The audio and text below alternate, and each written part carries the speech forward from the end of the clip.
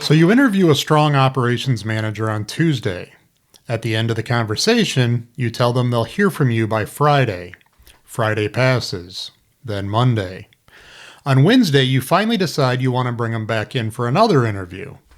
They've already accepted another offer. And you tell yourself they weren't really serious. They tell themselves your company couldn't make a decision or keep its word.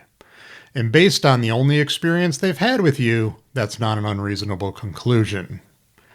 Good morning, good afternoon, good evening, whatever time it is, and wherever you happen to be right now. I'm Mike Voories, here to help you build a stronger team. Today, we're talking about something employers tend to forget during the hiring process. While you're evaluating the candidate is evaluating you.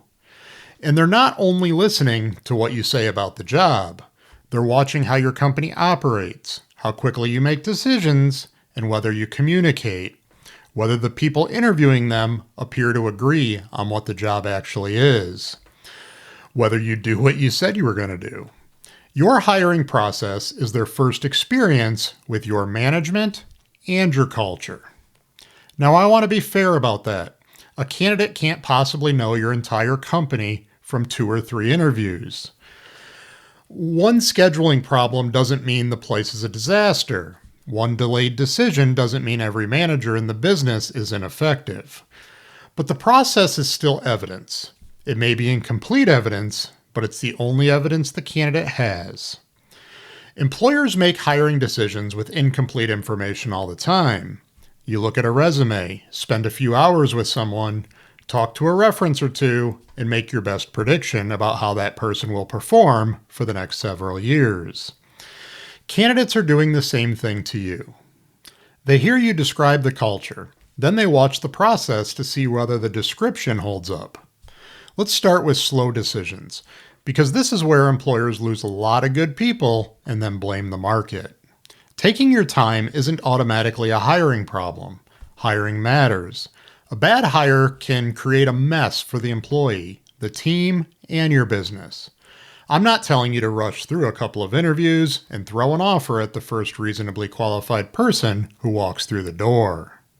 Because there's a difference between being deliberate and being slow because nobody owns the decision. A deliberate process has a reason for each step. The candidate knows what comes next.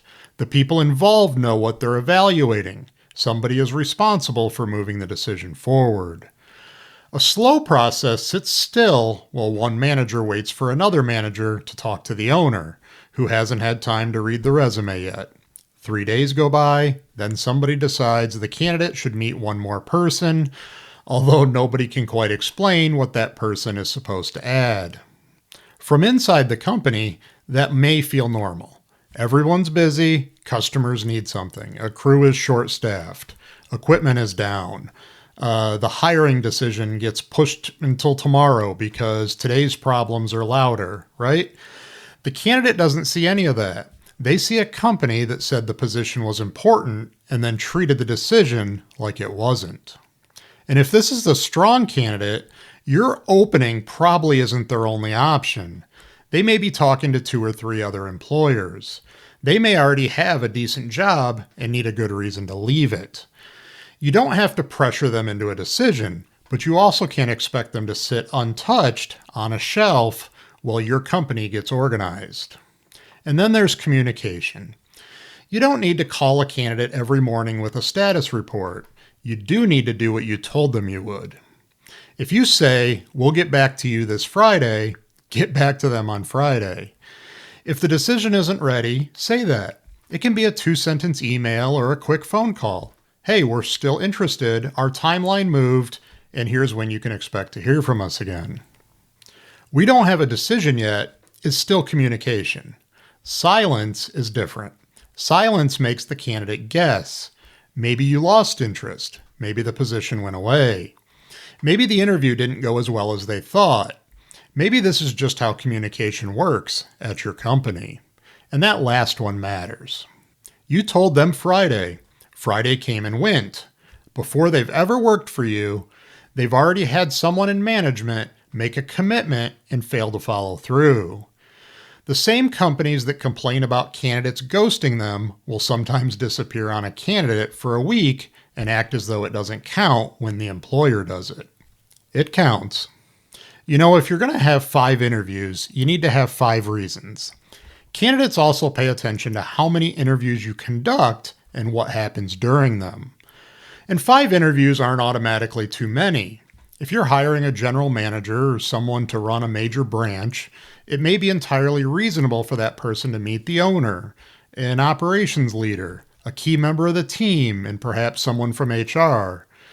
A senior hire affects a lot of people. Those people may have legitimate things to evaluate. The question is whether each conversation actually has a purpose. If 5 people ask the candidate to walk through their resume 5 different times, that's not a thorough process. That's 5 interviews because nobody designed the process. And it gets worse when each person describes a different job.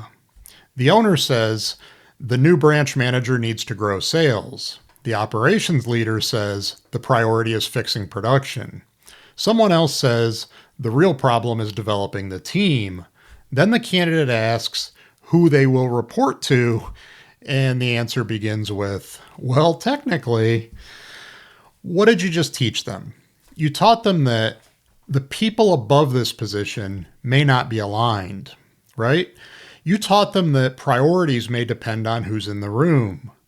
You may have also taught them that getting a decision after they're hired will require this same tour through 5 different people. And that may not be the full truth about your company. It is still a reasonable conclusion from the process you gave them. And this is why being able to explain what success looks like in the job matters so much.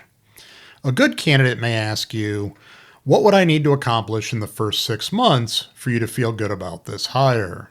And that's a fair question, but it's also a revealing one. Some employers answer it by repeating the job description, right? You're going to manage crews, oversee accounts, communicate with customers, maintain quality, help grow the branch. Those are responsibilities. They don't tell the candidate which problems they're being hired to solve or how their performance will be judged. You don't need a perfect scorecard with 17 measurements before you begin interviewing, but you should be able to explain why the seat is open, what needs to be better because this person is there, and what a strong first year would actually look like. If you can't do that, the candidate isn't the only one missing important information. Your hiring team may not be aligned either. And that's the larger issue underneath a lot of bad candidate experiences. The problem isn't always scheduling or follow-ups. Sometimes the hiring process is exposing confusion that already exists inside the business. The role hasn't been clearly defined. The managers don't agree on the priorities. Nobody has final authority to make the hire. The company started interviewing because a seat was open, right? But nobody stopped long enough to decide exactly what the right person is supposed to accomplish once they fill it. And your candidate can feel that. And the stronger the candidate is, the more likely they are to ask questions that reveal it. They want to know what they'll be walking into.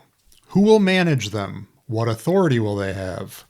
Why did the last person leave? Which part of the operation needs the most attention? How will their performance be measured?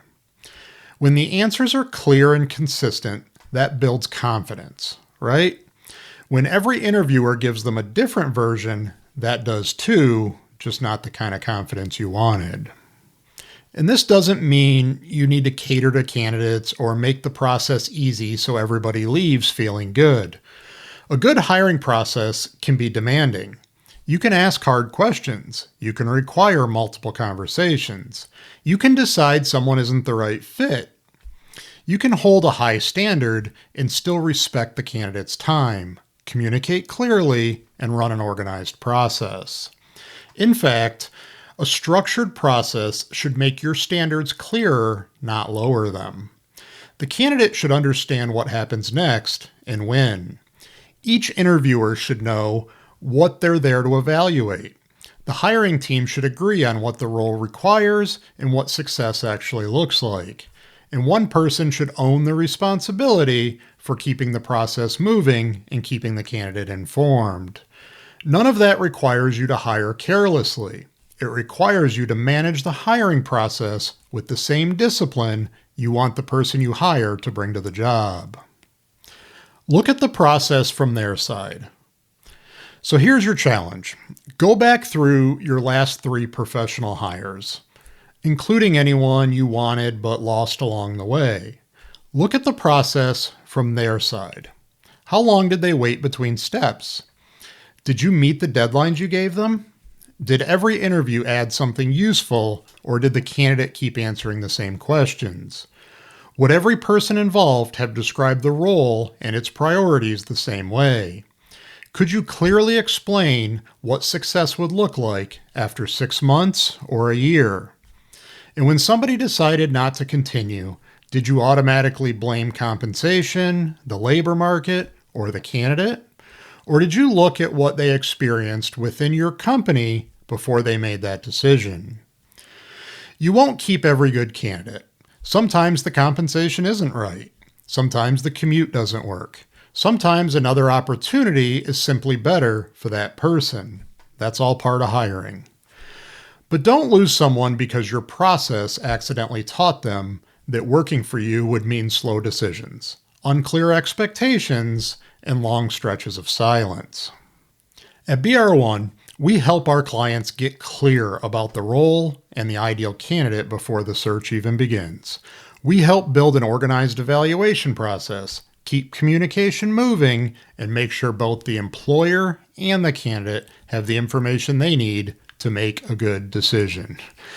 If you're hiring right now and the process feels harder or less organized than it should, let's have a conversation. All my contact information is in the show notes, and I'd love to talk to you.